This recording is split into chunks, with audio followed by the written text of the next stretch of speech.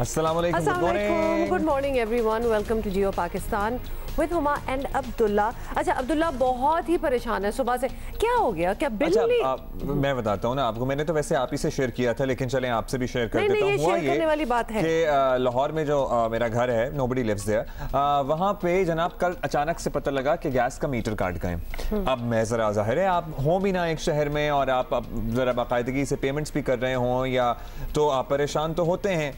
अब मुझे पता लगा जब मैंने इंक्वायर किया कि 2 महीने से SNGPL ने लाहौर और इसके गिरदोनवा में लोगों को फिजिकली गैस के बिल पहुंचाए नहीं हैं, और इसलिए नहीं पहुंचाए कि जो कंपनी गैस के बिल इनके डिस्ट्रीब्यूट करती है उससे इनका कॉन्ट्रैक्ट खत्म हो गया है। तो वो जो कॉन्ट्रैक्ट खत्म हुआ ना, मुझे उससे वो कूड़ा उठाने वाला सारा मामला याद आया कि एक तो तुमने हमें बिल नहीं दिया, ठीक है, उसके बाद हमारे मीटर भी काट रहे हो। देखिए ये बाय द वे ये thank you for raising that कि लाहौर में हो क्या रहा है, जिनके साथ काम चल रहा था, बड़ा स्मूथली चल रहा था फॉर ईयर्स, कॉन्ट्रैक्ट्स आपके साइन हुए थे, ये एकदम से व्हाट हैज हैपेंड, ये दूसरी बार हम सुन रहे हैं। एक तो कूड़ा उठाने वाली एक कंपनी के साथ, टर्किश कंपनी जिसके साथ कॉन्ट्रैक्ट खत्म हो गया और फिर आपने हालात देख ही लिए, अब मैं ये गैस का सुन रही हूँ, तो ये भी आउटसोर्स हुआ था कि बिल्कुल और देता है। यस, और डिस्ट्रीब्यूट कोई और करती है कंपनी, उससे कॉन्ट्रैक्ट खत्म हुआ तो 2 महीने तक लोगों के घरों में फिजिकल बिल नहीं पहुंचे, 2 महीने हो गए हैं। और भाई अगर मैंने बिल नहीं पे किया था तो आप मुझे एक वार्निंग दें, एक नोटिस दें, कोई चौकीदार वहां पे होता है उसे बता दें, नथिंग इन रिटन, और बस आए और बदमाशों की तरह ये मीटर काट के ले जाते हैं। अच्छा, अब ये बात तो आपने कर दी और ये परेशानी थी और जिसके बारे में हम बात कर रहे थे, लेकिन अगर आप लोगों के साथ भी इस किस्म की कोई चीज हो रही है, we want to know, we want to find out कि ये कहां हो रहा है, कितने लोगों ने ये एक्सपीरियंस किया है, ताकि हम मजीद इस पर कोई बात कर सके। जो सुनने में आ रहा है, ये कॉन्ट्रैक्ट्स रिन्यू ना करें रिन्यू, या तो अपने आप को इतना मजबूत कर चुके हो कि now we know how to do this business और अब हम खुद ही किया करेंगे, आउटसोर्स नहीं करेंगे, लेकिन खुद भी ना सीखा और किसी आगे को भी ना रखो, जो निजाम चल रहा था क्यों नहीं रिन्यू हो रहे कॉन्ट्रैक्ट्स? बहुत बड़ा सवाल है, तो लिहाजा ये सवाल हम आपको छोड़े जा रहे हैं, जान ही रहे हैं, अभी तो शो स्टार्ट कर रहे हैं, लेकिन do tweet to us and let us know if you are facing the same issue. I again would certainly like to mention, because मैं ये नहीं बात करूंगा तो इस शहर में रहने वालों के साथ ज्यादती होगी। कराची में कल बड़ी अच्छी बात है, PSL की रौनकें आना शुरू हो गई हैं, प्रैक्टिस की है बहुत सी टीमों ने, लेकिन अगेन जो शहर का हाल था वो अलामान अल-हफीज, ट्रैफिक बहुत लोगों से सुना है, ऐसा मसला था कि आप लिटरली मैंने अपनी आंखों से कराची शहर में एम्बुलेंस से फंसी हुई देखी और वहां पे लोग रोते हुए देखे। और आपको पता है कि जितना भी रश हो, जितना भी रौला हो, यहाँ आप कभी फंसते नहीं है किसी चीज में, निकल ही जाते हैं। लेकिन यस, आजकल PSL की प्रैक्टिस की वजह से बहुत ही, वी आर जस्ट सजेस्टिंग कि ये चीजें स्ट्रीमलाइन हो जानी चाहिए। PSL ने तो पूरा महीना ही चलना है और यहाँ भी कितने मैचेस कराची में होने हैं। मेरी बात सुने, जब इतने साल किसी मुल्क में क्रिकेट नहीं हुई और उसके बाद एक प्लान बना और उसके तहत फिर क्रिकेट की बहाली हुई, तो इतने अरसे में एक स्टेडियम तो इन बड़े शहरों से बाहर बन ही सकता था। अच्छा जी, ये जो आपका आंखों देखा 13-14 साल में एक स्टेडियम तो बन ही सकता था शहर से बाहर, जहां पर ये इस तरह के, क्योंकि हमने जाहिर है इतनी टाइट सिक्योरिटी में सब कुछ कराना है और सड़कें भी बंद कर देनी है। एक होती है टाइट सिक्योरिटी, आप बिल्कुल टाइट सिक्योरिटी करें, जब अपनी में मूव कर रही हैं, वापस आ रही हैं, होटल जा रही हैं, होटल से स्टेडियम जा रही हैं, आप बंद करें। लेकिन भाई जो घंटों प्रैक्टिस चलनी है उसमें हमारा क्या कसूर है? आप स्टेडियम कॉर्डन ऑफ रखें, सड़कें खोली रखें। ये हमारा प्रोटेस्ट था और ये लिटरली आवाम की आवाज है, जो हमने सोचा कि यहाँ हम जरूर ये इशू रेज करें। और भी बहुत सी बातें हैं। I want everybody to enjoy PSL बजाय इसके कि लोग कोस रहे हो। पॉइंट ऐसा लग रहा था बच्चों का कोई खेल चल रहा है कि बस आया एक वो बड़ा लड़का आया, वो एक बड़क मारी और अगला डर गया, लिटरली यही वाला हुआ था। वो नहीं, हम बचपन में डर जाते थे जब मोहल्ले में कोई लड़ाई होती थी और वो दूसरी वाली साइड बड़े लड़के ले आते थे। सो वो एक बड़ा लड़का आया और उसने एक छोटे लड़के को वैसे आई एम वेरी और वो चला गया। खुश वाली बात है। वी विल, पहला सवाल जो हमने अहमद मुश्तबा से करना है ना, इंशाल्लाह हमें ज्वाइन करेंगे थोड़ी देर में, ये पूछना है कि किया गया था वहाँ कि वो इतना खौफजदा हो गया, ऐसा कौन सा दाव पेच लगा था यहाँ पे। So anyway, we will save that question for later. First things first, और आपको बताएं कि नए साल के आगाज से अब तक हुकूमत के खिलाफ मुख्तलिफ छोटे बड़े सैकड़ों मुजाहिरे हो गए हैं। हालात की संगीनी का शायद ना हुकूमत को अंदाजा है और ना अपोजिशन को। हुकूमती नुमाइंदे ये बात खुलकर तस्लीम करते हैं कि इस वक्त आवाम का सबसे बड़ा मसला ऑफ कोर्स महंगाई है। शायद यही वजह है कि ओगरा की जानिब से पेट्रोलियम मसनूआत की कीमतों में सिर्फ 2.5 माह में मुसलसल 6ठी बार इजाफे की समरी वजीर आजम को मुस्तरद करना पड़ी। शायद हुकूमत को मालूम था इस फैसले से सख्त अवामी रद्द-ए-अमल आ सकता है, लेकिन दूसरी जानिब खाने पीने की अशिया, आटा, चीनी, दालें, घी और फिर खास तौर पर बिजली की कीमत मुसलसल बढ़ने से महंगाई का जिन में काबू हो चुका है। ऑपोजिशन तो बता रही है कि महंगाई और बढ़ेगी। अल्लाह खैर ही करे। मैं हुकूमत से, हम तमाम लोगों के तवस्सुस से ये गुजारिश कर रहा हूँ आपके कि पाकिस्तानियों के ऊपर रहम करें और वो जो 1 रुपये 95 पैसे आपने टैरिफ बढ़ाएं वो वापस ले लें। जो 1 रुपये 53 पैसे आपने फ्यूल एडजस्टमेंट चार्जेस मांगे हैं, जिसमें आप डीजल के पैसे मांग रहे हैं, भाई हम कहाँ का कह रहे हैं कि आप डीजल चलाएं, वो पैसे वापस लें। फर्नेस ऑयल हम कहाँ कह रहे हैं कि आप फर्नेस ऑयल चलाएं, उसके पैसे वापस लें। जो महंगा हुआ है इंटरनेशनल ऑयल वो आप बढ़ा लें, वो 8 आने होते हैं, लेकिन आप जो आपकी कोताहियों से या आपकी बदउनवानी से जो पैसे बढ़े हैं वो हमारे ऊपर ना लगाएं। तो ये 4 रुपये 32 पैसे अगर इन्होंने बिजली की कीमत बढ़ाई तो इस मुल्क में एक और महंगाई का तूफान आएगा। अपोजिशन का मौक़िफ़ अपनी जगह, लेकिन तासुर यही है कि अपोजिशन इत्तेहाद PDM अवामी मसले के बजाय पार्टियों के ज़ाती मसाइल के इर्द गिर्द ही घूम रहा है। कॉलम निगार सोहेल वड़ाइच इत्तला दे रहे हैं कि हुकूमत पंजाब के आदाद शुमार के मुताबिक जनवरी के पहले 21 दिनों में सिर्फ पंजाब ही में 650 छोटे बड़े एहतजाजी जलसे, जुलूसों और रैलियों का इरादा है लोगों का, मुख्तलिफ तंजीमों का। 10 फरवरी को इस्लामाबाद में सरकारी मुलाजमीन के एहतजाज को कैसे भुलाया जा सकता है। हुई हैं एक्चुअली ये रैलियां जनवरी की, जब हम बात कर रहे थे, और जिन पर बकौल वफाकी वज़ीर दाखिला ताकत के इस्तेमाल की टेस्टिंग की गई है। इस पे वैसे इन्ना लिल्लाह पढ़ने का मेरा दिल चाह रहा था और लिटरली दिल टूट सा नहीं जाता इस बयान को सुनकर। बिल्कुल, ये जो विजुअल्स आप देख रहे हैं, this is Islamabad for you, लेकिन जो कहा था वो भी हम फॉर अ रिमाइंडर दिखाना चाहते हैं आपको।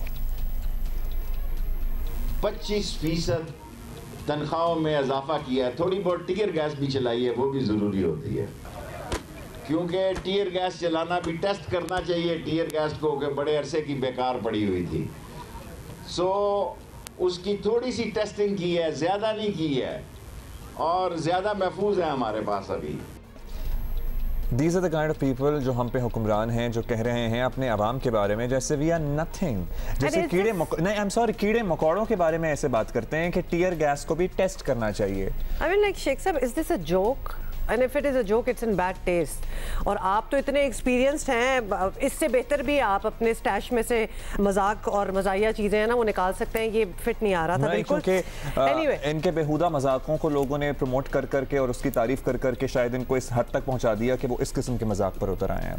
अच्छा जी, आगे चलें और आपको बताएं कि अब मुल्क में अवामी सतह के जो एहतजाज हैं वो या तो बराह रास्त महंगाई के खिलाफ है या बिलवास्ता महंगाई के तनासुब से तनख्वाहें ना बढ़ने वगैरह के इशू पर हैं। जिस तरह के एक तो आपने देख ही लिया, सियासी तज्जियाकार नोट कर रहे हैं कि कमर तोड़ महंगाई को PDM तहरीक का बुनियादी एजेंडा बनाती तो शायद ऑपोजिशन को कोई कामयाबी मिल जाती, लेकिन उन्होंने तो literally as an afterthought ही इसका जिक्र करते हैं। Otherwise this is not their issue at all.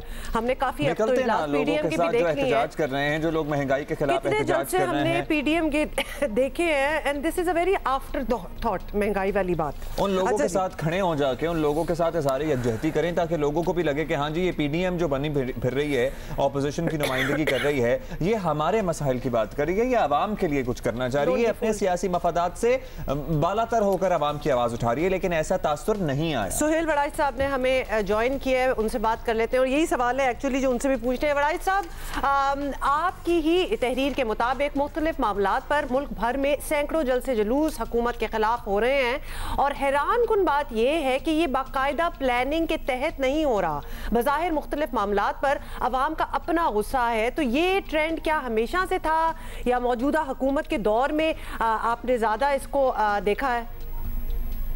आम तौर पर जो इस तरह अवाम के मुख्तलिफ सेक्शंस हैं, ये जून में या जुलाई में जब बजट से पहले या बजट के बाद एहतजाज करते हैं, लेकिन ये जो मौसम है जनवरी फरवरी का, इसमें आम तौर पर ऐसे तबकात जो हैं वो बाहर नहीं निकलते।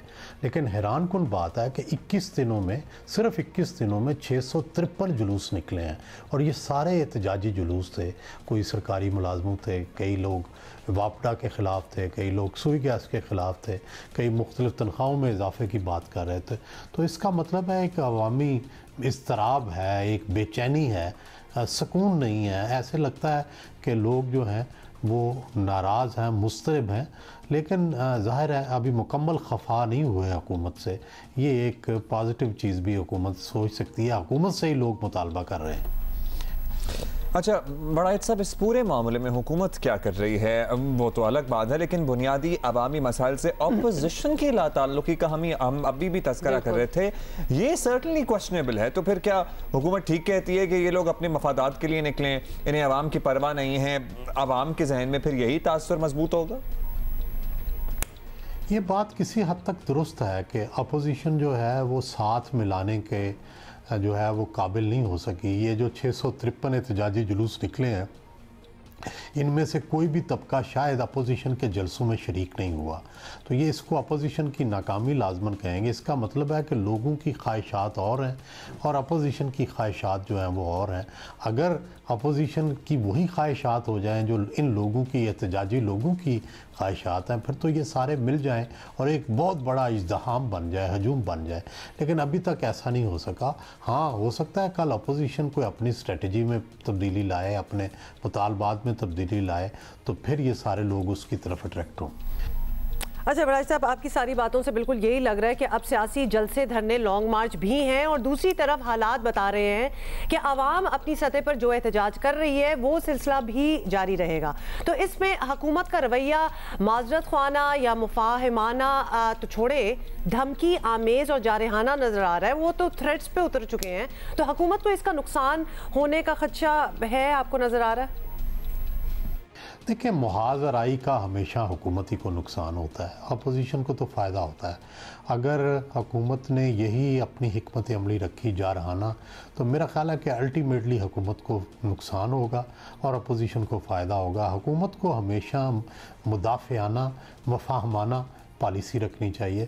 अपोजिशन आमतौर पर जारहाना पॉलिसी रखती है क्योंकि उसको जारहाना पॉलिसी से फ़ायदा होता है। अब फ़र्ज़ करें अगर अपोजिशन को एक डंडा भी पड़ता है, आंसू गैस भी पड़ता है, तो अपोजिशन को उससे फ़ायदा मिलता है। और ज़ाहिर है हुकूमत जब जारे का रूप इख्तियार कर लेती है तो अल्टीमेटली आवाम जो है उसकी हुकूमत से नफ़रत जो है वो बढ़ती है।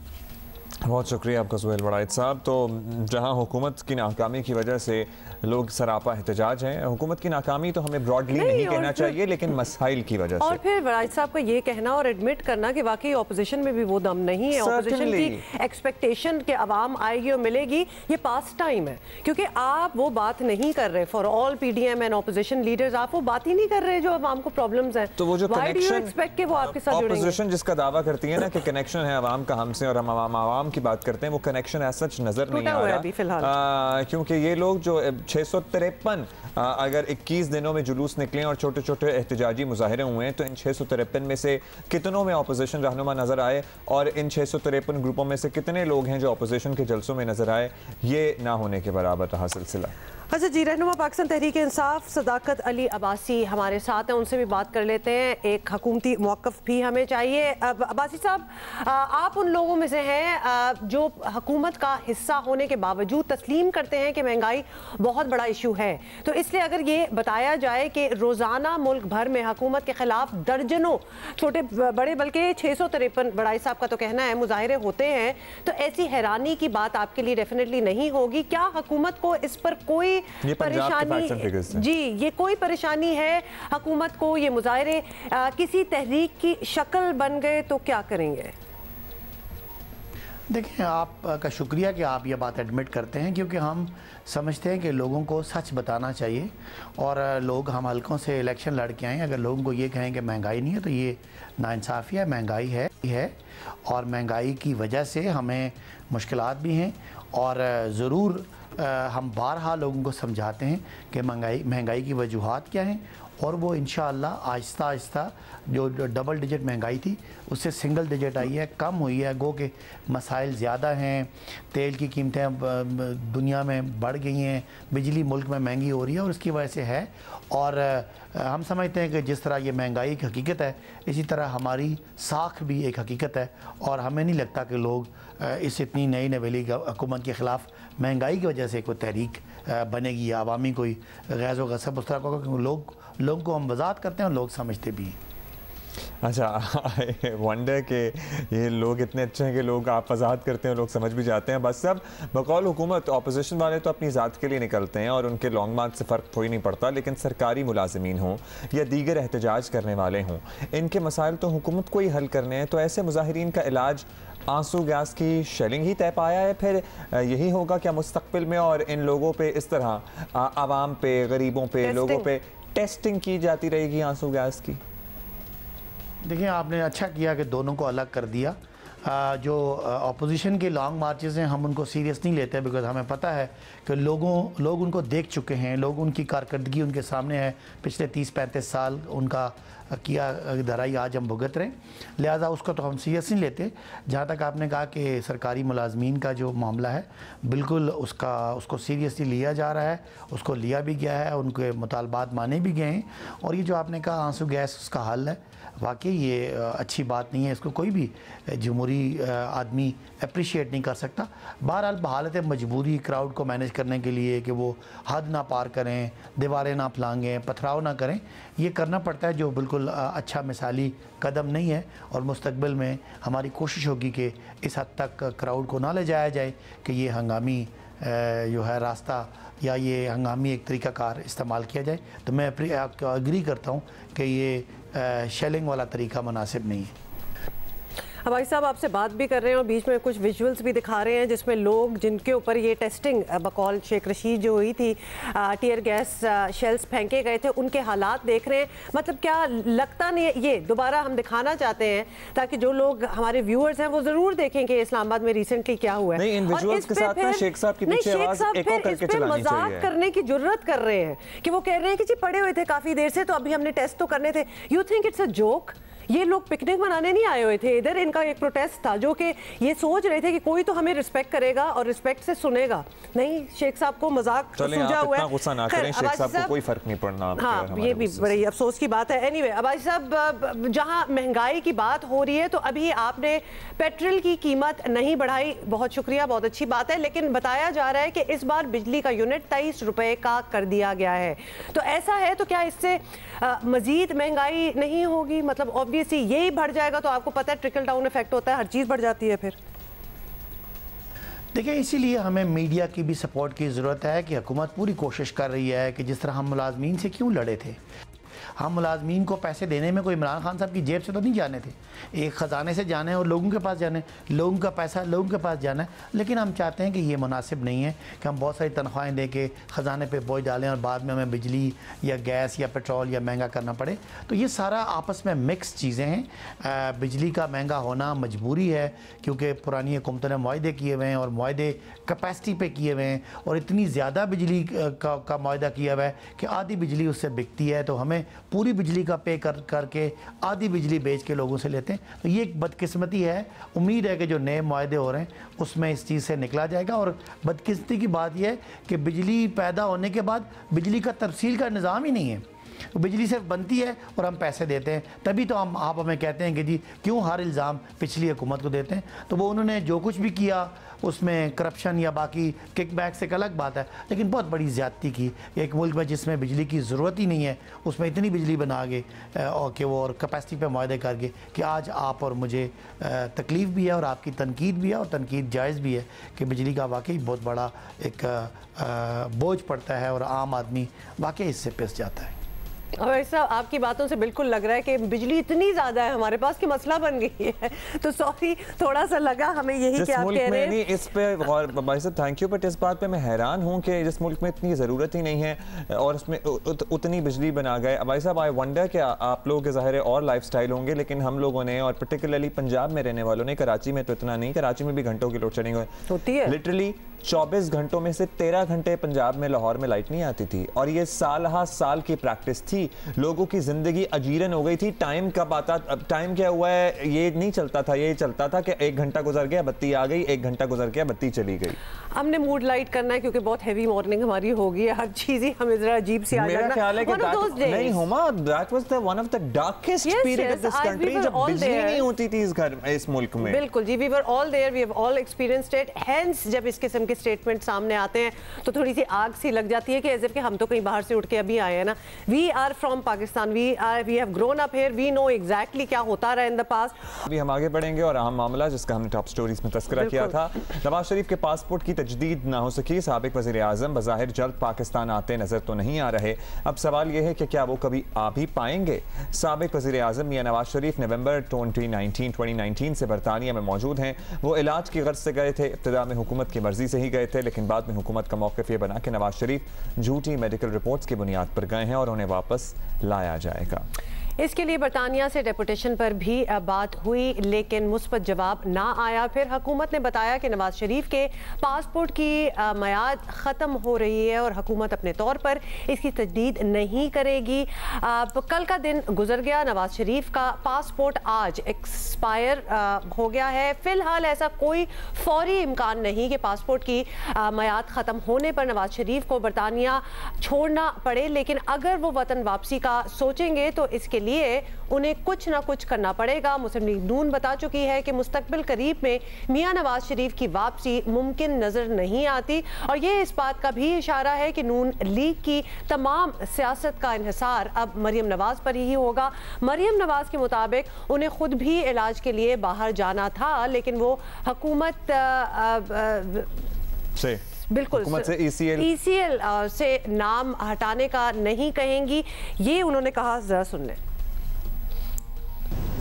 मैंने ये फैसला किया कि मैं इस हुकूमत को बिल्कुल ये रिक्वेस्ट नहीं करूँगी इंशाल्लाह कि मेरा नाम ECL से निकाले। मुझे इस मुल्क से कहीं नहीं जाना, मेरा जीना मरना इस मुल्क के साथ है इंशाल्लाह ताला। इस मुल्क में ये प्लेजर मैं इनको कभी नहीं दूंगी। और अब मैं ये भी सुन रही हूँ कि आपस में जो मशावरत हो रही है, टीवी पे भी एक वज़ीर ने आके कह दिया कि मरियम को बाहर भेजो, मामला ठीक हो जाएंगे।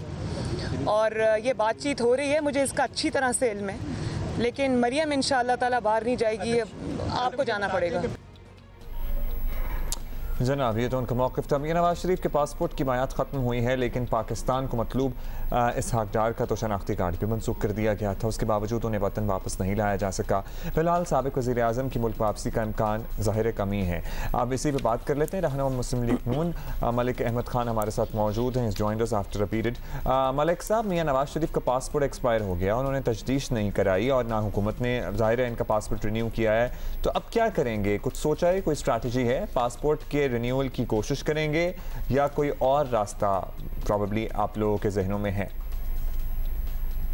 देखिए, आप एक बड़ा बुनियादी सवाल है कि 3 time prime minister of the country is been refused, उनको एक पासपोर्ट रिफ्यूज़ किया जा रहा है। और अभी खैर वैसे उन्होंने मांगा भी नहीं है, तजदीद भी कह भी नहीं रहे, लेकिन प्राइम मिनिस्टर स्टेटमेंट दे रहे हैं, मिनिस्टर इंटीरियर स्टेटमेंट दे रहे हैं, पूरी कैबिनेट इन कोरस वो आई हुई है और आके स्टेटमेंट्स दे रही है कि जी पासपोर्ट की तजदीद नहीं करेंगे।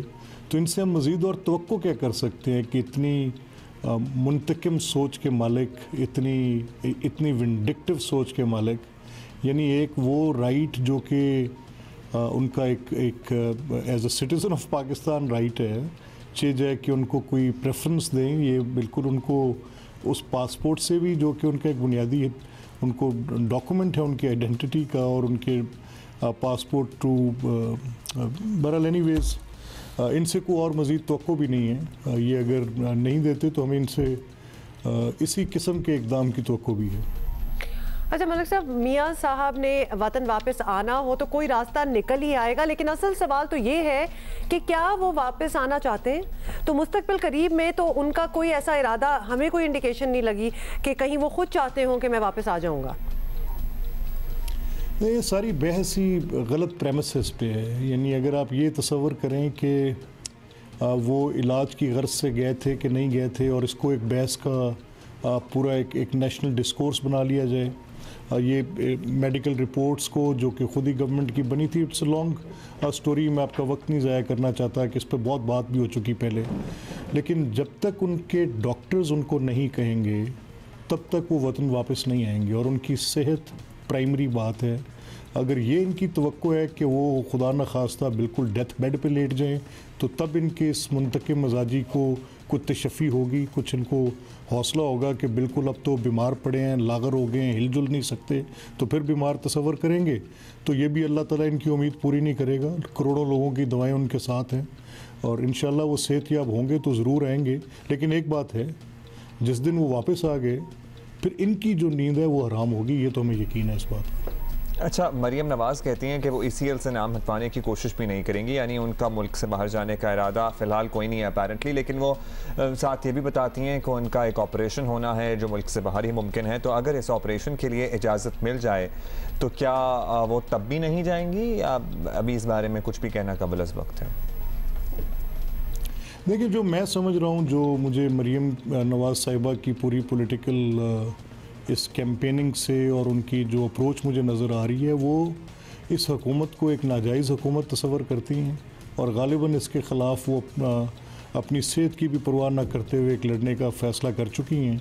अगर उनका कोई ऐसा ऑपरेशन है, मेरे इल्म में नहीं है कि वो किस चीज़ का ऑपरेशन है, but still if she has decided that, and we all know कि पहले भी उन्होंने अपना एक रिजॉल्व शो किया और इमरान खान की गवर्नमेंट को अगर कोई एक जेन्युइन चैलेंज है तो वो मरियम नवाज़ प्रोवाइड कर रही हैं PDM की सूरत में, मुस्लिम लीग नवाज़ की लीडरशिप की सूरत में इस वक्त। तो it won't be easy for the government कि ये इस तरह के इकदाम करती चली जाएं।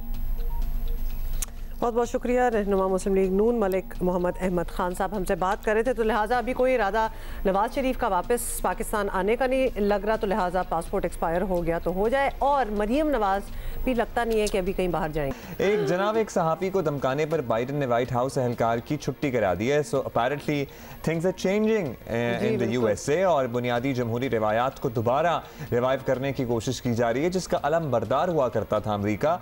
ट्रंप के दौर में मीडिया और सहाफ़ियों को निशाना बनाना आम था। सवाल उठाने पर ट्रंप सबके सामने सहाफ़ियों को झिड़कते थे। ये जमहूरी इख्तियार के मनाफी बातें थीं, और अब बाइडन आए हैं तो उन्होंने पहले दिन ही बता दिया कि ऐसा नहीं चलेगा। सही तपा होता है ना, और उसके बाद इस तरह की बातें ऐसे लगता है दिल से निकल रही हैं। तो और खास तौर पे वर्ड्स क्या यूज किए, इंटिमिडेट करने की तुमने कोशिश की है, and I will fire you on the spot. अच्छा, कुछ दिन पहले एक रिपोर्ट सामने आई कि व्हाइट हाउस के डेप्यूटी प्रेस सेक्रेटरी TJ डक्लो ने एक सहाफ़ी को धमकी दी थी। डक्लो ने कहा था कि अगर वो उनके और एक और सहाफ़ी के ताल्लुकात से मुतालिक स्टोरी पर काम नहीं छोड़ेगी तो वो उन्हें तबाह कर देंगे, ये उनका कहना था, आई विल डिस्ट्रॉय यू। और सदर बाइडन तक बात पहुंची और डक्लो को घर जाना पड़ा। नजर आ रहा है कि बाइडन हर वो गैर जमहूरी रवैया ख़त्म करना चाहते हैं जो ट्रंप के दौर में परवान चढ़ा था। और इस बदलते अमेरिका पे हम बात करेंगे। मेमल सरफराज हमारे साथ मौजूद हैं, शी इज़ एन एनालिस्ट। बहुत शुक्रिया मेमल। अमेरिका ने ट्रंप का एक ऐसा दौर देखा है जिसमें सहाफ़ियों को टारगेट किया जाता रहा, धमकाया जाता रहा, फेक न्यूज़ के नाम पर सहाफ़त के पेशे पर ही सवाल उठाए जाते रहे। अब बाइडन आए हैं तो उन्होंने एक सहाफ़ी को धमकाने वाले के खिलाफ फौरी एक्शन लेकर सबको प्रॉब्ली मैसेज दिया है कि पॉलिसी क्या होगी। अब क्या उम्मीद रखें कि अब का अमेरिका पिछले वाले अमेरिका से कुछ मुख्तलिफ नज़र आएगा हमें? अब जो है बिल्कुल एक वाज़ेह पॉलिसी चेंज भी नज़र आ रहा है बाइडन के आने से, और इसका और ये एक वेलकम चेंज है। आप देखिए कि ट्रंप के ज़माने में उनके ताल्लुकात किन से अच्छे थे, उनके पुतिन से अच्छे थे, मोदी से अच्छे थे, ये ऑटोक्रेटिक यानी कि जो गवर्नमेंट्स थी, नॉर्थ कोरिया को ले लें, इजराइल के अंदर जिस तरह की उन्होंने सपोर्ट की, डिस्पाइट द फैक्ट कि वहाँ पर कितने मजालिम वो फ़लस्तीनियों पर ढा रहे थे। तो जब एक सुपर पावर जो एक मुल्क है वो इन चीज़ों के ऊपर कॉम्प्रोमाइज़ करता है तो उसका एक ट्रिकल डाउन इफेक्ट होता है। जब वो अपने मीडिया फ्रीडम के ऊपर कॉम्प्रोमाइज करते हैं, इस तरह ट्रंप फेक न्यूज़ और इस तरह की जो बातें करते थे, तो उससे होता था कि दूसरे ममालिक में जहां ऑलरेडी निस्बतन मीडिया फ्रीडम कम है उनको शेयर मिलती थी। लेकिन अब जब ये पॉलिसीज चेंज हो रही हैं तो उससे ये होगा कि जो दूसरे भी ऐसे ममालिक है जहां पर मीडिया फ्रीडम जो है उसको इतनी इंपॉर्टेंस नहीं दी जाती, वो भी एक बैकफुट पे आ जाएंगे, क्योंकि वो देखेंगे कि जो दुनिया की सुपर पावर है वो एक इसके ऊपर सख्त पोजीशन ले रही है और वो इसके ऊपर कॉम्प्रोमाइज करने को तैयार नहीं है। बिल्कुल, डेफिनेटली चेंज भी होगा और उसका ट्रिकल डाउन इफेक्ट भी होगा। महमल, बाइडन की इस कार्रवाई में एक अहम अंसर ये भी है कि यहाँ एक खातून का मामला था और इस पर कोई अदम बर्दाश्त नहीं दिखाई गई, तो खवातीन सहाफ़ियों को इस तरह की प्रोटेक्शन मिल रही है। ये कितना बड़ा फैक्टर होगा आज़ादी इजहार राय के लिए? देखिए, ये बहुत इंपॉर्टेंट फैक्टर है और इसके अंदर ये है कि वहाँ पर अमेरिका जैसे ममालिक के अंदर तो वैसे भी एक जेंडर इक्वालिटी है और इस तरह की चीज़ तो बहुत ही नामुनासिब समझी जाती है। लेकिन एक जो बेसिक बात मेरे ख्याल में हमें याद रखनी चाहिए वो ये है कि एक जमहूरी मुल्क में जब भी डेमोक्रेटिक वैल्यूज चैलेंज होती हैं तो आप उस मुल्क की अदलिया की तरफ देखते हैं। अमेरिका के अंदर भी हमने ये देखा कि जब वाइट हाउस ने ट्रंप के दौर के अंदर कोस्टा को जब निकाला तो उसके वक्त हमने ये देखा कि उनकी सुप्रीम कोर्ट ने इसके ऊपर बड़ा सख्त स्टैंड लिया। और ना सिर्फ ये कि सुप्रीम कोर्ट ने बल्कि जो CNN के मुकाबले में भी चैनल्स थे, फॉक्स वगैरह, वो भी सब उनके साथ इस चीज़ के ऊपर कम से कम खड़े तो हुए। तो बंद नहीं कर सके वो CNN को। वैसे भी ट्रंप ने जितना मर्जी फेक न्यूज़ का, जितना मर्जी लिबरल मीडिया को उधर बुरा भला कहा, लेकिन ये है कि उनके इंस्टीट्यूशंस, उनकी कॉन्स्टिट्यूशन बहुत सारे फ्रीडम्स को प्रोटेक्ट करती है। तो अमेरिका के मीडिया को ट्रंप उस तरीके से डैमेज नहीं करता। इस तरह की सहाफत और जमहूरियत पर यकीन रखने वाली हुकूमत आए तो सहाफ़ियों पर भी जिम्मेदारी ज़ाहिर बढ़ जाती है कि वो अपने काम की सेंसिटिविटी को समझें और जिम्मेदाराना रवैया अख्तियार करें। What are your comments on this? देखिए, बात यह है कि जब भी किसी मुल्क के अंदर ट्रंप जैसे रूलर्स आए या मोदी जैसे रूलर्स आए तो मीडिया का एक काम और एक्चुअली उनकी रिस्पॉन्सिबिलिटी बढ़ जाती है। वैसे तो ये कहा जाता है कि जी बैलेंस लाएं और सहाफ़ी को न्यूट्रल होना चाहिए, लेकिन हमने ये देखा है अमेरिका के अंदर भी और हमने बाकी ममालिक के अंदर भी जब इस तरह के रूलर्स आते हैं तो मीडिया को एक्चुअली अपना थोड़ा सा बैलेंस तो नहीं मैं कहूँगी कि लूज करना चाहिए, लेकिन उनको वो साइड भी दिखानी चाहिए। उनको अपनी डेमोक्रेटिक प्रिंसिपल्स जो हैं उसको कॉम्प्रोमाइज़ नहीं करना चाहिए। ये चीज़ हमने भारत के अंदर देखा कि मोदी की हुकूमत आने के बाद बहुत सारे उनके लिबरल जर्नलिस्ट जिनकी बड़ी क्रेडिबिलिटी थी दुनिया भर में, उनकी वो क्रेडिबिलिटी कॉम्प्रोमाइज़ हुई, क्योंकि उन्होंने जो इवन कश्मीर के अंदर भी मुजालिम हो रहे हैं जो कि एक बहुत बड़ी ह्यूमैनिटेरियन क्राइसिस है, उसको भी उन्होंने मोदी के लेंस से या अपनी हुकूमत के लेंस से या एक नेशनलिस्ट लेंस से करने की कोशिश की और उसके अंदर बैलेंस लाने की कोशिश की, जिसके बाद उनकी सहाफत के ऊपर भी जो है वो उंगलियां उठी। बहुत बहुत शुक्रिया महमद सरफराज। बड़ा इंटरेस्टिंग लगता है वैसे किसी और मुल्क में कोई चेंजेस हो रहे हो तो आपको भी, बिकॉज कितनी क्लोजली हम सारों ने पिछले 4 साल ट्रंप के जो है, बेशक हम अमेरिका में ना हो, हमने बड़ा जैसे मुल्क में कोई चेंज होते हैं तो वहाँ पे जैसे एट्रोसिटीज़ बढ़ें या वो इस तरह के रिजीम्स को सपोर्ट करें जैसे मोदी की गवर्नमेंट है या पुतिन है, या बड़े अथॉरिटेटिव रिजीम्स जो होती हैं, तो फिर बाकी दुनिया में उसका ट्रिकल डाउन इफेक्ट होता है। एब्सोल्युटली। सो औरों को जैसे कहते हैं ना शय, बिल्कुल मोमिल ने सही लफ्ज़ इस्तेमाल किया था, शय मिलती है फिर हम जैसों को। और यहाँ भी जो हम सारी स्टोरी की, यहाँ भी खवातीन सहाफ़ियों ने एक आवाज़ उठाई थी जो कोर्ट तक पहुँची और फिर ऑब्वियसली फैसले भी आपने देख लिए गए। बस ये reaction is insane as I am sure. Could you believe yourself?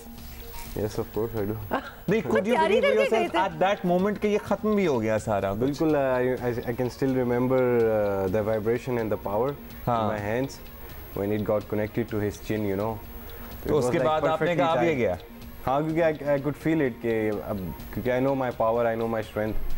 तो once it was connected, तो I was happy inside कि यार हो गया, अब काम हो गया, काम हो गया। कि मुझे आपकी ये बात सुन के ना थोड़े से चिल्स हो रहे हैं। किसी चीज़ के लिए जब आप इतनी तैयारी हो, you are prepared for absolutely anything, और फिर वो बड़ी जल्दी से ख़त्म भी हो जाए इन योर फेवर, तो बहुत बड़ी बात है। More on that later. अच्छा, हमारा दिल कर रहा है कि हम इनसे हम बस गप्पे लगाते रहें, लेकिन अभी हमारे और मेहमान भी हमारा इंतजार कर रहे हैं। लेकिन अहम बात यह है कि पाकिस्तान में आम आदमी को कोरोना वैक्सीन हुकूमत नहीं प्राइवेट कंपनियां देंगी, जिसकी कीमत पर भी बहुत से सवालात हैं और जिस कीमत पर चाहेंगी देंगी। माशाल्लाह, हम परसों ही बात कर रहे थे, जिस कीमत पे PCR टेस्ट स्टार्ट हुए थे ऑलमोस्ट 9,000, अब भी अगर 6,000 का हुआ है तो कौन सा ये सस्ता टेस्ट है? 6,000 is a lot of money. और एक फैमिली में मतलब 5 लोग तो होते ही हैं, आपको पता ही है। तो लिहाजा आप देख लें कि अभी तक ये नहीं कि ये चीज़ कम हो गई हो, जब आपको पता है कि ग्लोबल प्रॉब्लम है ये भाई, तो उसको ज़रा कम करें आप।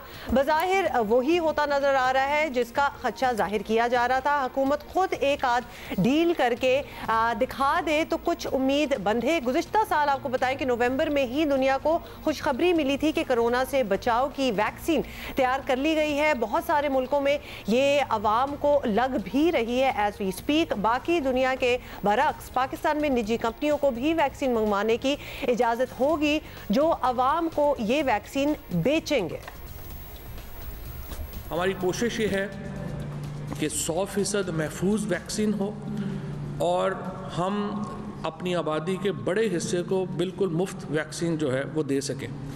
और इसके साथ साथ जो प्राइवेट कंपनियां हैं उनको भी अलाउ करेंगे कि वो भी इंपोर्ट कर सकें, ताकि वो अमीर लोग जो सब्र नहीं कर सकते उनको भी ये हक है कि वो अपनी वैक्सीन जो है वो लगवा सकें। तो हमारी कोशिश ये होगी कि ज़्यादातर जो पॉपुलेशन है उसको वैक्सीन जो है वो बहुत कम दामों के ऊपर या मुफ्त जो है वो अवेलेबल हो। हुकूमत कहती रही कि निजी कंपनियों की मनमानी की इजाज़त नहीं होगी, लेकिन गुज़श्ता रोज़ काबीना अजलास में फैसला हुआ कि प्राइवेट कंपनियों को मर्जी की कीमत मुकर्रर करने की इजाज़त होगी। इस पे वैसे आप क्या कहें? इस पे पॉज हो जाना चाहिए। उनकी प्राइवेट कंपनियों ने माशाल्लाह PCR टेस्टों में ही जो पैसे इंश्योर बनाए होंगे उसका अंदाजा नहीं लगाया जा सकता। की पहली कोई डिसीजन इतनी हसीन लगी और आपने कहा ये तो इतनी अच्छी है और आवाम के हक में है कि आओ इनको खुली छुट्टी दे दें कि खुद ही डिसाइड करो, कौन सी ऐसी बात थी? अजीब सी ये मुझे लग रही है कि आप उनको कह रहे हैं कर लें। एनीवे जी, ये भी बता दें आपको कि 2 दिन पहले एक प्राइवेट कंपनी ने रशिया की एक स्पुतनिक एक और वैक्सीन है वो अगले हफ्ते से पाकिस्तान में लाने का ऐलान भी कर दिया और अब तक सवाए हेल्थ वर्कर्स के सरकारी सतह पर वैक्सीन किसी आम शहरी को नहीं मिली, लेकिन निजी कंपनी का दावा है कि सबके लिए वैक्सीन दस्तयाब होगी। मतलब सबके लिए होगी तो सबके पास पैसे भी होने चाहिए ना लगाने के लिए। बताया गया है कि दीगर ममालिक की निस्बत पाकिस्तान में वैक्सीन की कीमत ज़्यादा होगी। आलमी सतह पर स्पुतनिक की 2 खुराकों की कीमत $20 है, यानी तकरीबन 3200 रुपये बनती है। लेकिन इत्तलात मिल रही हैं कि पाकिस्तान में कई गुना 100% इत्तलात के हमें तो यकीन है इसका। हुकूमत का हाल ये है कि अब तक किसी कंपनी से वैक्सीन खरीदने का मुआहदा नहीं हो सका है। अब तक जो हमें मिला है एहतियात में ही मिला है माशाअल्लाह।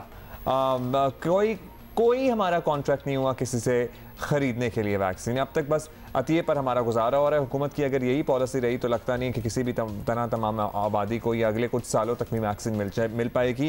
एंड यू नो व्हाट, मुझे इस पे भी तहफ़्फ़ुज़ात हैं कि 65 अबव एज रखी गई है। हमारे यहाँ जो लाइफ एक्सपेक्टेंसी है 60+ एज होनी चाहिए फॉर द ओल्डर पीपल। हाँ, मतलब आप जरा मजीद आगे चले गए। आप बहुत ही आगे चले गए। अच्छा जी, 60+ लोगों का क्या हाल होता है हमारे यहाँ? आप क्या समझते हैं? वो बड़े सेहतमंद होते हैं। ये सारे फैसले थोड़े से अजीब हैं, लेकिन we have the right person to talk to. हमें ज्वाइन किया पार्लिमानी सेक्रेटरी बराए national health services doctor Naushin Hamid साहिबा ने। डॉक्टर साहिबा, You've been a part of this show for a while now। जब से ये कोविड का सारा सिलसिला स्टार्ट हुआ है, हम आपसे हमेशा इस खदशे का इजहार करते रहे हैं कि निजी कंपनियों को वैक्सीन मंगवाने और फिर उसकी कीमत मुकर्रर करने का इख्तियार दे देना आवाम की जेबों पर डाका डालने की इजाज़त के मुतरादिफ होगा। हमने आपसे ये बात पहले बहुत बार किया हुआ है, तो ऐसा क्यों किया हुकूमत ने? सबसे पहली बात तो ये है कि हुकूमत अपनी जिम्मेदारी निभाते हुए तमाम पॉपुलेशन जो हमारी टारगेट पॉपुलेशन है उसके लिए वैक्सीन खुद अरेंज कर रही है और वो vaccine totally free of cost होगी। तो आवाम के पास ये ऑप्शन है कि वो गवर्नमेंट सेक्टर से या पब्लिक सेक्टर से फ्री वैक्सीन अवेल कर ले। प्राइवेट सेक्टर सिर्फ एक ऑप्शनल रखा है ताकि जो साहिब इस्तात लोग हैं अगर वो लगवाना चाहते हैं तो वो लगवा लें, वरना आम आवाम के लिए गवर्नमेंट ने तमाम इंतजाम जो हैं वो मुकम्मल कर रही है और तमाम पॉपुलेशन के लिए वैक्सीन फ्री अवेलेबल होगी। मेरे ख्याल है फिर बहुत ही इंतज़ार करना पड़ेगा, क्योंकि अभी तो 65 से अबव की बारी भी नहीं आई, उसकी रजिस्ट्रेशन का अमल जारी है। आपको पता है कि हमारे यहाँ वल्नरेबल लोगों की एज ब्रैकेट 50 से अबव शुरू हो जाता है लिटरली, जो बीमारियाँ हमारे यहाँ हैं हम इस कॉन्टिनेंट में, इस खित्ते में। अब डॉक्टर साहबा, एक तरफ ये भी इशू है, दूसरी तरफ हुकूमत के दावों के बावजूद आज तक की सूरत हाल यही है कि अभी तक किसी वैक्सीन खरीदने वाली कंपनी से डील नहीं हुई है जो मिलने का वादा है। अब सब मुफ्त के इंतज़ार में ही हम बैठे रहेंगे, अतिया पे ही हम बस तकिया करेंगे। अब खरीदारी कर लेंगे आप लोग तो वैक्सीन जल्द मिल जाएगी। Nobody has given it a thought. जी, इसके दो पहलू हैं। सबसे पहले तो ये कि ये जो फ्री वैक्सीन हमें मिल रही है ये भी मैं समझती हूँ कि गवर्नमेंट की एक बहुत बड़ी अचीवमेंट है, क्योंकि इस वक्त सिर्फ दुनिया के 65 कंट्रीज में वैक्सीन लगनी शुरू हुई है और 130 ममालिक में इस वक्त भी वैक्सीन जो है वो नहीं लग रही है, अभी स्टार्ट ही नहीं हुई है। तो ये मिनिस्ट्री ऑफ हेल्थ और मिनिस्ट्री ऑफ फॉरेन अफेयर्स की एक बहुत मेहनत वाली एक कोशिश थी जिसकी वजह से आज फ्री वैक्सीन भी पाकिस्तान में आई है, और वो इसलिए हमें मिली है कि एक तो हमारी हुकूमत की कोशिशें थी और दूसरा ये कि जो हमारा लेवल ऑफ प्रिपेयर्डनेस था कि हमारी तैयारी के उसको यहाँ मंगाना, उसकी स्टोरेज, उसकी डिलीवरी, उसको आगे लोगों तक पहुँचाना, उसका पूरा मैकेनिज्म बहुत इफेक्टिव किस्म का डिवाइस हो गया था, जिसकी वजह से ये फ्री वैक्सीन भी कोवैक्स ने हमें दी है। हमारी तैयारी को देखते हुए तो मैं समझती हूँ कि इसका बहुत बड़ा क्रेडिट जो है वो हुकूमत को जाता है कि हम उन पहले 65 ममालिक में हैं जिनको वैक्सीन लगनी शुरू हो गई है। चलें ठीक है, अगर आप कह रही हैं डॉक्टर साहिबा तो फिर मान लेते हैं। ये भी बताइएगा कि पाकिस्तान में जो वैक्सीन आई है अब तक सिर्फ साइनोफार्म की वो साइनोफार्म की ही है, तो इसके मुतालिक सवाल ये पूछा जा रहा है कि हेल्थ वर्कर्स को इसकी एक डोज तो लग गई है, दूसरी डोज आने का टाइम टेबल क्या होगा, ये हम आपसे पूछना चाह रहे हैं। क्या बर वक्त मजीद वैक्सीन आने का कोई इम्कान है? बिकॉज वो एक डोज ज़ाया है अगर 3 हफ्ते बाद उसकी दूसरी ना लगे। देखिए जी, साइनो की हमारे पास तकरीबन 5 लाख वैक्सीन जो हैं वो हमारे पास मौजूद हैं, इसलिए हम पहले फेज़ में 2.5 लाख हेल्थ केयर वर्कर्स को लगा रहे हैं। उतनों को ही पहले फेज़ में लगाई जाएगी जितनी वैक्सीन हमारे पास सेकेंड डोज के लिए मौजूद है। और मीनवाइल मैं समझती हूँ कि 5 लाख डोजेस और हमें अनकरीब जो है वो मिल जाएंगी, इसलिए जो हमारे 5 लाख वर्कर्स हैं उनके लिए दोनों डोजेस का इंतजाम जो है वो हुकूमत कर रही है। पर इनिशियली उन्हीं को उतने लोगों को लगाई जाएगी जिनकी सेकेंड डोज भी हमारे पास अवेलेबल होगी। Thank you doctor Nausheen Ahmed sahiba, लेकिन आई एम सॉरी कोई इनकरेजमेंट महसूस नहीं हुई गुफ्तगू के बाद। हम 65 में भी नहीं, हम 65 में भी आने का ना सोचें। 20 करोड़ से ज्यादा आबादी वाला ये मुल्क है और हम क्यों कंपैरिजंस उन मुल्कों से करते हैं जहाँ काम ना हो रहा हो तो हम कहते हैं देखें ना कि वहाँ भी नहीं हो रहा तो हम भी नहीं कर रहे। हम उनसे क्यों नहीं कंपेयर करते जहाँ हो रहा हो? 65 में है जहाँ पे लगना शुरू हुई है तो हम 65 भी ना आते। इतना हम मतलब कौन है हम क्यों ये सोच के बैठ गए? हमारी सिर्फ एक ऑब्जर्वेशन है, हम इतने गए गुजरे हैं कि हम 65 में भी ना आते अगर हम कुछ ना करते जनाब तो। और कैन यू इमेजिन जो कि इस वक्त फार्मास्यूटिकल कंपनीज की चांदी होने वाली है, नॉट दैट उनको पहले कभी मौके नहीं ऐसे मिले, लेकिन कोविड ने तो 4 चांद लगा दिए उनकी दुकान को, क्योंकि अब वो मुंह बोला दाम जो है ना वो मांगेंगे और जो अफोर्ड कर सकते हैं या फिर जिनको चाहिए जेन्युइनली कि जी हम ट्रैवल कर रहे हैं व्हाटएवर हमने वैक्सीन लगानी है वो लगाएंगे जितने भी पैसों की। और आप लोगों को जैसे लोगों को प्राइवेटली लगवानी पड़ी क्योंकि अभी तो seriously I was very excited on the fact कि अब ये बुजुर्गों की बारी आ गई है। My mother is a serious asthmatic patient and I really want कि उनको जल्द से जल्द वैक्सीन लग जाए, लेकिन उनकी शी इज़ नॉट 65 येट, लेकिन उनकी कंडीशन शायद किसी 65 साल के आदमी से भी बुरी है क्योंकि उनको इतना शदीद अज़मा है। अब उनको नहीं लग सकती वैक्सीन क्योंकि अभी शुरू ही नहीं हुआ है सिलसिला। आज माशाल्लाह सुबह से हमारे पास ऐसी हमें खबरें मिल रही हैं कि जहाँ हमारा भी थोड़ा सा पारा ऊपर है, लेकिन एक पारा जिनके साथ पारा बड़ा सूट करता है वो हमारे साथ हैं, हमारे गेस्ट हैं Ahmed Mujtaba also known as Wolverine. Ahmed, how are you once again? और आपने देखी नहीं हमारी खबरें, जल्दी से बता दें कि ड्यूरिंग दिस ईयर जो आपकी अभी फाइट हुई है जिसपे आपने अपने इंडियन हरीफ को अंडर अ मिनट हराया है, कोविड SOPs क्या होते हैं ऐसी चीज़ों में? कॉन्टैक्ट इतना ज़्यादा है। जी बिल्कुल ऐसे ही है, जैसे कि मैं सिंगापुर गया था तो वहाँ पे कोविड का एक बड़ा ही डिफरेंट प्रोटोकॉल है। हमें 2 दिन क्वारंटीन में रखा और बड़ा प्रोटोकॉल, अंदर हम अपना जो होटल है जो वेन्यू है वो छोड़ नहीं सकते थे। लेकिन पाकिस्तान में बड़ा डिफरेंट है, आज़ादी है, अपना मुल्क है, तो लेकिन लोगों को कोऑपरेट करना चाहिए, अंडरस्टैंड करना चाहिए कि ये एक मेजर कॉज है और इसको हम सब ने मिलकर ओवरकम करना है। और जाहिर है इतना फिजिकल कांटेक्ट वाला ये खेल है तो उसमें सबके टेस्ट होना और फिर होना। अच्छा, वैसे जल्दी से बता दें कि कल से मंडे से हमारे जो PSL के प्लेयर्स हैं वो भी ये PSL उस बबल में चले गए हैं, तो लिहाजा कुछ जो है चीजें इधर भी फॉलो हो रही हैं, स्पोर्ट्स में फॉलो किए जा रहे हैं।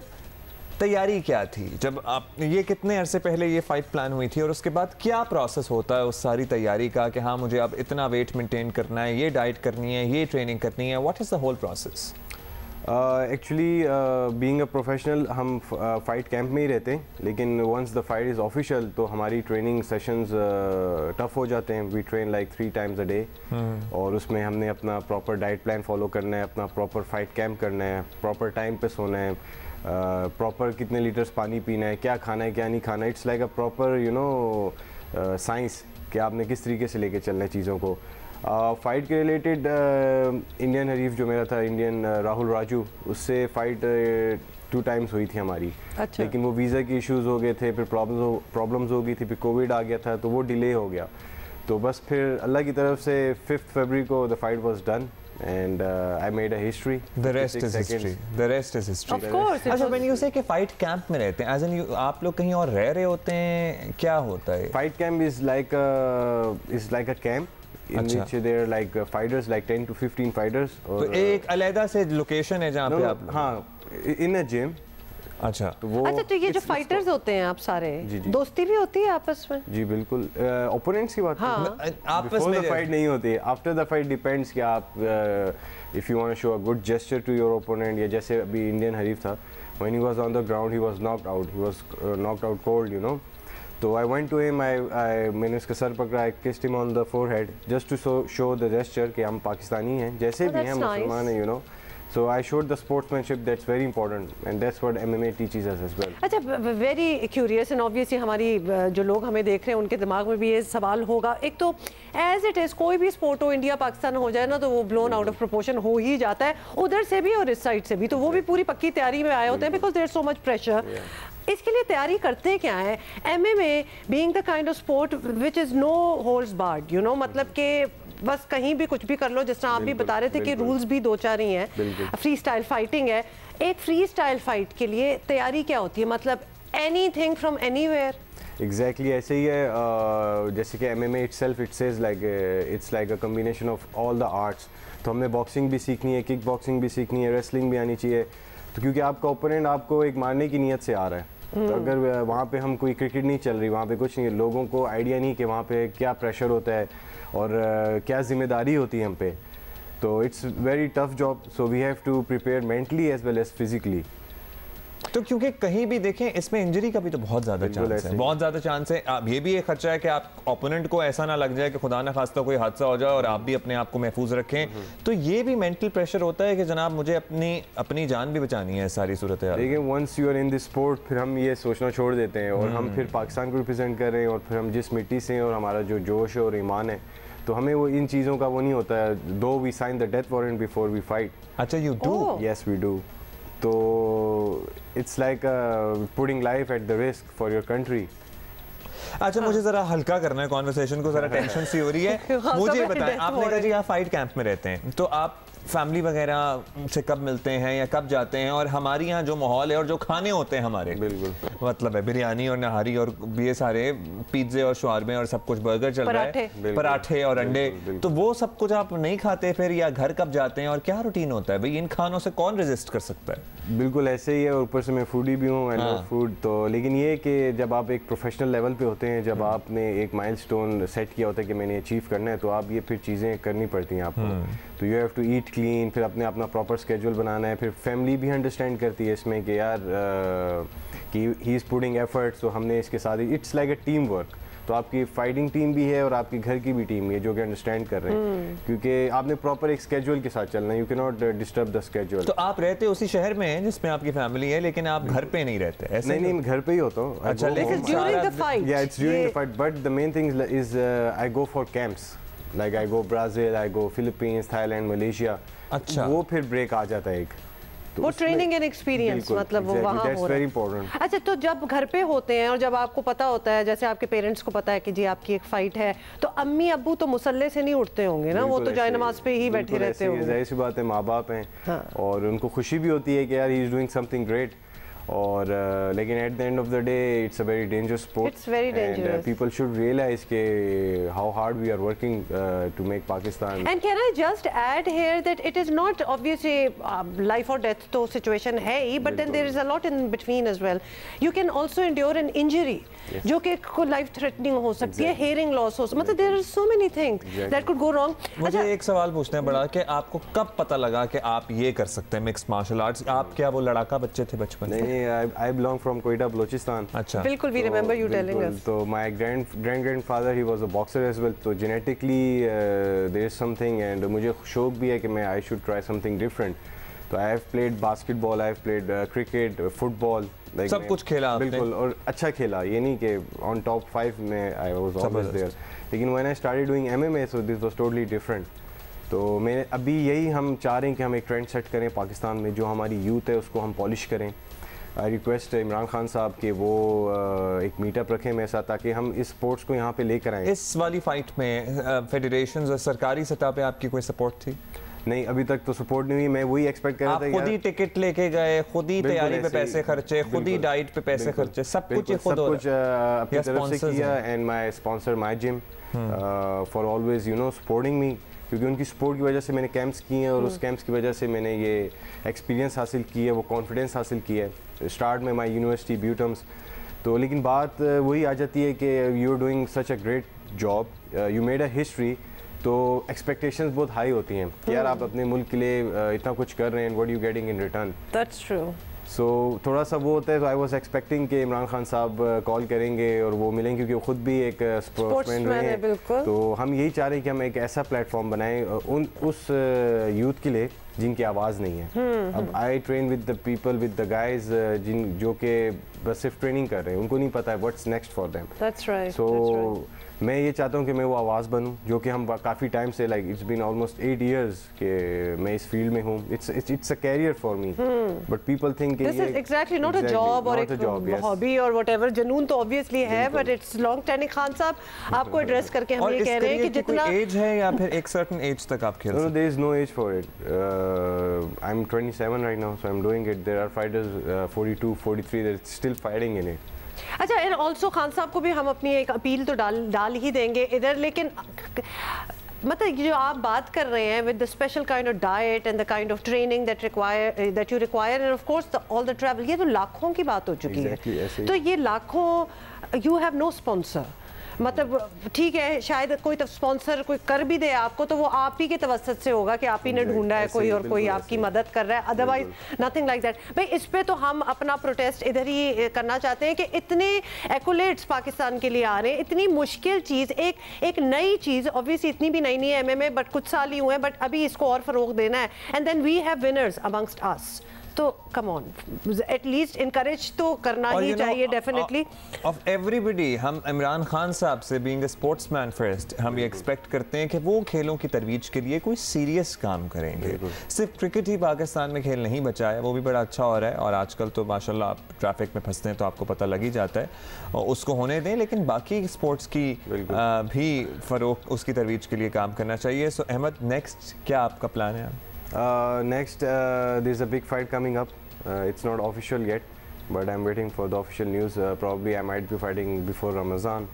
Okay. तो रमज़ान में आई डोंट फाइट, तो लेकिन ये कि इंशाल्लाह अभी तो ये चल रहा है, ज़रा लेट्स सी हाउ फार। अभी तो इसको ज़रा आप एंजॉय करें ना। आप ट्रेनिंग देते हैं किसी को, बच्चों वगैरह को? या ट्रेनिंग में देता हूँ इस्लामाबाद में। वही बात कर रहा हूँ, जो हमारे अपकमिंग स्टार्स हैं, तो उनके लिए हम ये चाह रहे हैं कि एक प्लेटफॉर्म हो जाए, चीज़ें हो जाएँ, स्पॉन्सरशिप मिल जाए, गवर्नमेंट की तरफ से स्पॉन्सरशिप मिल जाए, प्राइवेट कंपनीज़ की तरफ से मिल जाए, क्योंकि इस तरह है कि now we are at the best, you know, we are fighting with the best. That's right. So I've represented Pakistan in one championship, which is like Asia's best league. You know, it's on the top. It's number 1. तो हमें फिर camps चाहिए, तो camps नहीं होंगे तो फिर fight जीतना आसान नहीं है। It's difficult, you know. Pakistan में आपने जो एक्सपोजर लेना था वो ले लिया, अब आपको बाहर का एक्सपोजर चाहिए। You have to train with the best, you know, to be the best.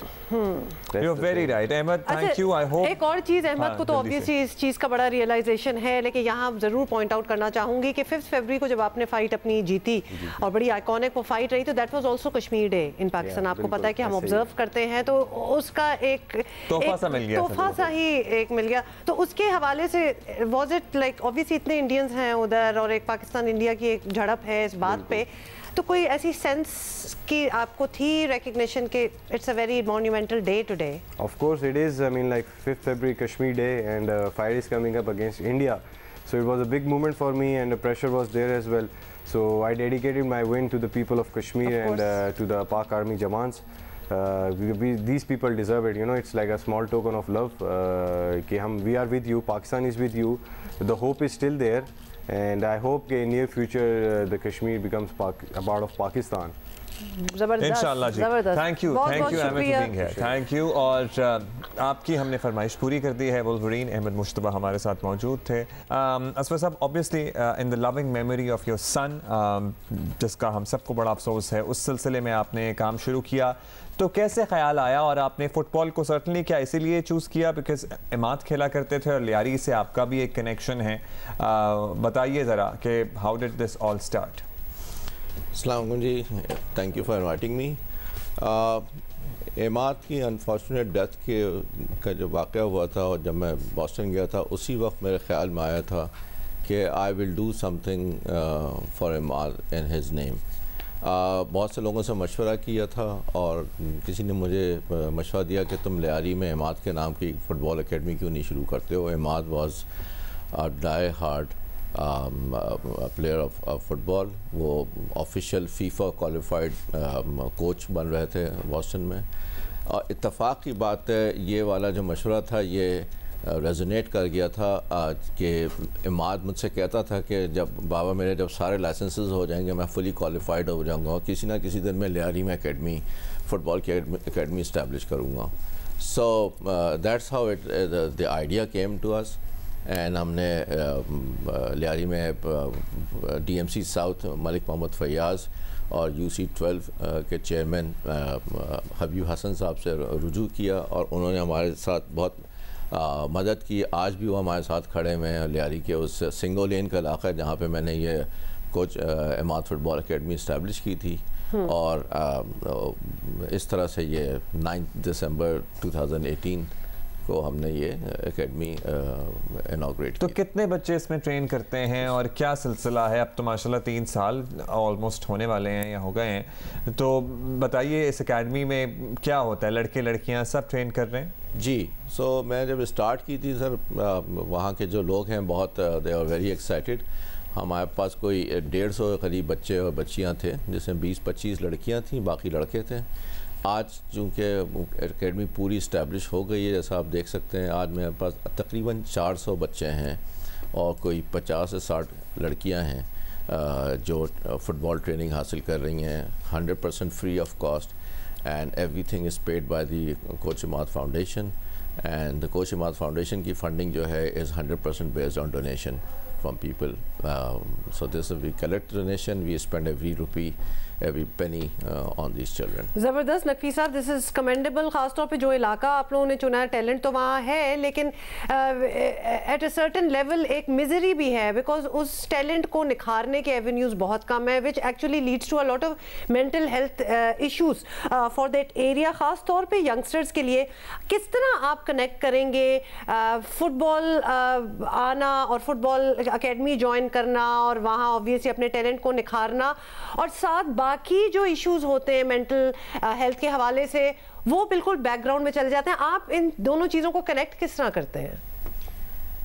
देखिए जी, किसी भी सोसाइटी या नेबरहुड के लिए healthy activities and education they go hand in hand, ये साथ साथ चलते हैं दोनों के। तो हमने जी, चूँकि मैंने आपको रीज़न बता दिया कि फ़ुटबॉल में एकेडमी इस्टेब्लिश करने का क्या रीज़न था, तो वो आई थी। बट हम मेंटल हेल्थ के जैसे हमारे पूरे मुल्क में इश्यूज़ हैं, लियारी में ही बहुत इश्यूज़ हैं, और ये मेंटल हेल्थ के इश्यूज़ आते हैं बिकॉज ऑफ द ज़्यादातर एक्सटर्नल प्रॉब्लम से हम और आप जो 2-4 होते हैं उसकी वजह से आते हैं। तो अगर एक्सटर्नल एनवायरनमेंट अगर थोड़ा बेहतर कर दिया जाए तो ये एक तरीक़ा होता है कि आप मेंटल हेल्थ में को आप एड्रेस कर सकते हैं। आप ऐसी फैसिलिटीज़ प्रोवाइड कर सकते हैं। आप जैसे मैं आपको जल्दी से बता दूं कि ये इसमें हम सिर्फ फ़ुटबॉल एकेडमी में सिर्फ फ़ुटबॉल की ट्रेनिंग तो हम करते ही हैं, लेकिन हम बहुत सारे छोटे प्रोग्राम्स रन कर रहे होते हैं।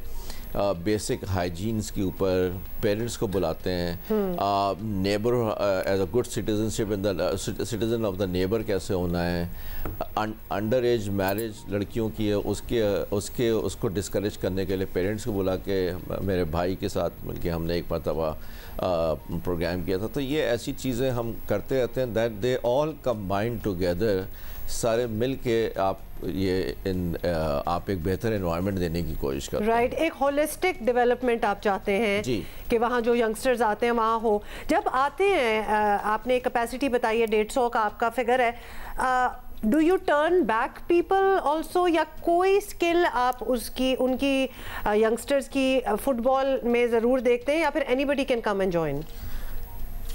जिस दिन मैंने पहली मतलब इस ग्राउंड का विज़िट किया था, हबीब हसन साहब UC12 के चेयरमैन हैं, वो आए मेरे पास, और हम इसी मैदान में खड़े होकर मैंने इनको बताया अपनी और मैं क्या क्या करना चाहता हूँ। हबीब साहब इज़ अ वंडरफुल मैन, खामोशी से सुनते रहे मेरे, और आखिर में उन्होंने सिर्फ एक सवाल पूछा था, नकवी साहब बच्चे कहाँ से आएंगे? और मैंने कहा थी आपके बच्चे खेलेंगे। और हबीब साहब ने कहा कि नकवी साहब बिस्मिल्लाह करें। ये मैं बता दूं कि यहाँ पे कोई बच्चा आ सकता है, बट चूँकि इतनी थिकली पॉपुलेटेड इलाका है, अभी ज़्यादातर बच्चे जो हैं, मेरे ख्याल में 98% बच्चे जो हैं इसी सिंगल लेन के इलाके के ही हैं, लेकिन लियारी से आ सकते हैं। जो पूरा चाकीवाड़ा का जो थाने का एरिया है वो कहीं से भी आ सकते हैं। आने को वो मुझे बहुत मरतबा कॉल्स बाहर से भी आती हैं कि मैं गुलिस्तान जौहर में रहता हूँ, मैं खेल सकता हूँ। मैंने कहा बेटा ज़रूर खेल सकते हो, बट लॉजिस्टिकली कैसे करोगे रोज़ाना आना जाना लियारी में, तो वो इशू हो जाता है। अदरवाइज कोई ममानियत नहीं होती। हाँ, हम पूरा सिलेक्शन प्रोसेस से गुजरते हैं, माँ बाप को बहुत इन्वॉल्व करते हैं। Both parents have to sign the form registration का, उनको हम बुलाते भी हैं। तो we want to create an environment के जिसमें इन्वॉल्वमेंट हो गया, माँ बाप भी खुश हैं कि मेरा बच्चा यहाँ जाता है, बच्चा भी खुश हो। तो एक हाथ मिला के सब साथ चल के किसी चीज़ को एक बेहतर चीज़ अगर प्रेजेंट कर सकें बच्चों के लिए, तो बहुत अच्छा आपका आइडिया है और बेहतरीन आप काम कर रहे हैं। हम यहाँ इनकरेज करेंगे उन लोगों को जो चाहते हैं इस तरह की कॉजेज़ में डोनेट करना, कि वो कोच इमाद फुटबॉल अकेडमी के लिए डोनेशंस भी कर सकते हैं एक अच्छे कॉज के लिए, एक डिजर्विंग इलाके में, अच्छे कॉज के लिए, और जहाँ आपको सिंसियरिटी नजर आ रही हो कि they are there to make a difference. देखिए इससे ज़्यादा सिंसियर कॉज तो क्या ही हो सकती है। बेशक बेशक जी, पाकिस्तान में आपको बता दूं मेरा अपना एक्सपीरियंस, आप जो चाहें आप कर सकते हैं। सिर्फ दो ही चीज़ की ज़रूरत होती है। मेरे पास ही पैसे नहीं थे ऐसी एकेडमी बनाने के, इंटेग्रिटी थी, पीपल न्यू कि यार असफर इस चीज़ में कर रहा है, सही जगह पैसे लगेंगे, और सिर्फ मेरी एक और अल्लाह की मदद थी, कहीं से आई। मेरे पास कोई पैसे नहीं होते। मेरी वाइफ, जब मैंने प्रोजेक्ट किया, मेरी वाइफ अतिया नकवी कहती थी मुझसे कि इस बार कैसे करोगे इतना बड़ा प्रोजेक्ट। मैंने कहा पता नहीं, अल्लाह मालिक है। और आज अल्लाह का शुक्र है, मैंने इतना एक्सपेक्ट नहीं किया था कि मैं 2 साल में इतना कर जाऊँगा जितना मैं। बस जी, आपसे बात करके नकवी साहब ये है कि इंटेंशन आपकी प्योर होनी चाहिए, सिंसियर होनी चाहिए, बहुत बहुत शुक्रिया हमें ज्वाइन करने का। नकवी साहब चेयरमैन हैं CEFA के। आपको बताएं कि सिंध और बलूचिस्तान के 3 हलकों में आज ज़िमनी इंतखाबात हो रहे हैं। सिंध असेंबली की नशिस्त PS 43 सांगड़ और PS 88 मलीर कराची में पोलिंग जारी है, जबकि बलूचिस्तान असेंबली की नशिस्त PB 20 पेशीन पर भी पोलिंग हो रही है। कराची के हलका मलीर 88 का अहवाल जानते हैं, और हमने राब्ता किया है PIA कॉलोनी में कायम पोलिंग स्टेशन के बाहर मौजूद है नुमाइंदा जियो न्यूज़ तारिक अबुल हसन। तारिक, बताइएगा क्या अपडेट्स हैं, क्या हो रहा है?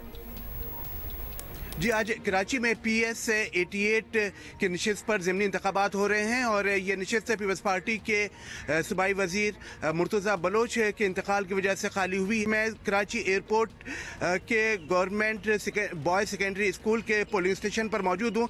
यहाँ 2 पोलिंग स्टेशन मौजूद हैं। पोलिंग के इंतजामात मुकम्मल हैं, पोलिंग स्टाफ मौजूद है, लेकिन वोटर्स अभी आना शुरू नहीं हुए हैं। यहाँ पर असल मुकाबला पीपल्स पार्टी के मोहम्मद यूसुफ बलोच के दरमियान है, जो कि साबिक़ सूबाई वज़ीर मुर्तज़ा बलोच के बेटे हैं, और अपने वालिद के इंतकाल से खाली होने वाले नशिस्त के ऊपर इंतखाब लड़ रहे हैं। जबकि इसके अलावा PTI के जानशेर खान जोनीजो और पीपल्स और MQM के साजिद अहमद जो हैं वो इस हल्के से उम्मीदवार हैं, और असल मुकाबला इन्हीं 3 उम्मीदवारों के दरमियान है। कशीदगी की भी इत्तलात मौसूल हो रही हैं मलीर में। हाँ, अच्छा, उधर सांगड़ के हल्का PS 43 में ज़िमनी इलेक्शन के लिए पोलिंग का अमल जारी है, और इस वक्त जियो न्यूज़ के नुमाइंदे मोहम्मद खालिद वहाँ मौजूद हैं नमाबाद पुलिंग स्टेशन पे, जो हमें अपडेट करेंगे। जी, इस वक्त ज़िला सांगड़ के PS 43 पोलिंग स्टेशन पर ज़िमनी इंतखाब का सिलसिला शुरू हो गया है। सुबह 8 बजे से लेकर और शाम 5 बजे तक बग़ैर किसी वक्फे के पोलिंग जारी रहेगी। 1,57,210 रजिस्टर्ड वोटर्स जो है आज अपना इस ज़िमनी इंतखाब में हक़ राय दही इस्तेमाल करेंगे। Wasan fruit farm government boys school के पोलिंग स्टेशन पर मौजूद है, जिसका नंबर है 7171। इसमें तकरीबन 1681 रजिस्टर्ड वोटर्स हैं, जिसमें से 716 के करीब फीमेल वोटर भी हैं। अब तक क्योंकि मौसम कदरे सर्द भी है और धुंध भी थी, तो वोटर्स अभी तक आना शुरू नहीं हुए इस पोलिंग स्टेशन पे। इलेक्शन हुक्काम ने हमें बताया है कि तकरीबन 37 पोलिंग स्टेशन को हसास तरीन करार दिया गया है, लेकिन ये polling station normal polling station की लिस्ट में आता है। रेंजर्स के एहलकार मौजूद हैं, पुलिस की सिक्योरिटी मौजूद है और इसके अलावा जो पोलिंग एजेंट है वो भी मौजूद है। मजमूई तौर पर इस हल्के में 7 उम्मीदवार जो है इंतखाब में हिस्सा ले रहे हैं। 5 उम्मीदवार आज़ाद हैसियत में लड़ रहे हैं, जबकि दो अहम उम्मीदवार हैं पीपल्स पार्टी के जाम शब्बीर अली। थैंक यू जी, बहुत शुक्रिया Mohammad Khalid. So Geo news would keep you updated on these 2 elections और हम आपको बताते रहेंगे। मलीर में बाय द वे कुछ कशीदगी की इत्तलात मौसूल हो रही हैं। We had promised you earlier in the show कि youngsters will be joining us. कहाँ गए वो? टर्की तो नहीं चले गए अचानक से? Calling them, और कल रात को हमारा उन्होंने वादा किया था they'll be here with us on the show, but you never know, maybe उनका वीज़ा आ गया और वो चले गए हों। कुछ हमें नहीं पता कि क्या बता ही देते तो हम आप लोगों को बता देते। एनीवे, कल तक हमें पता चल जाएगा कि क्या हुआ था। We'll tell you tomorrow. Have a great day. Bye.